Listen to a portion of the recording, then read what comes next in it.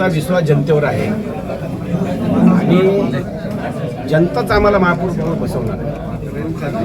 जनतेच्या विश्वासावर मी बोलतो आणि जनता निश्चित आम्हाला सहकार्य करणार आहे, देणार आहे आणि आमचा महापौर देणार आहे.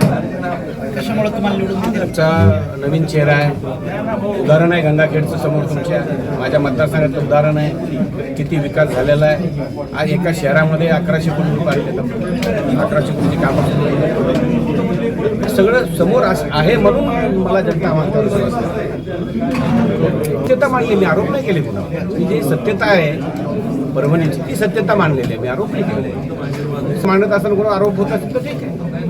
सत्यता आहे का नाही तुम्ही सेटल होतंय म्हणून बोललो मी सेटलमेंटचं राजकारण जनतेला. म्हटलं की सगळे तुमच्या समोर येत संस्थानं कुणं कसे काय वाटून घेतले. वेळ येईल तेव्हा घेऊन नावं मी. वेळ येऊन आता सुरुवात आहे.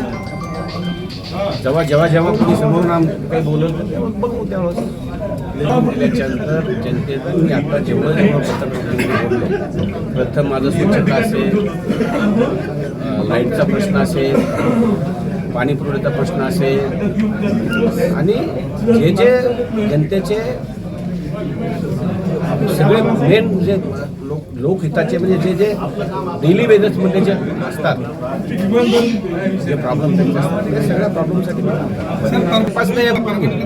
बघा भरपूर आहेत तसे. आता मला नावं सांगता येणार नाही. नावं सांगितले की लगेच राईट टू ब्लड जर ती नेत्याची मग त्याच्यामुळे नावं सांगणार नाही. नावं सांगू योग्य तेव्हा जाहीरच करू नका. आता काय फॉर्म दिलाय मी, आता फॉर्म दिले नाही आहे.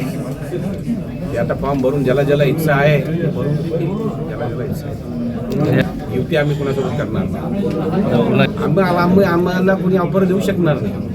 आम्हीच कोणाला ऑफर देत नाही तर ते आम्हाला कशी ऑफर देते नाही म्हणतो सांगतो ना मी. आम्ही युती करणार नाही म्हणून सांगितलं.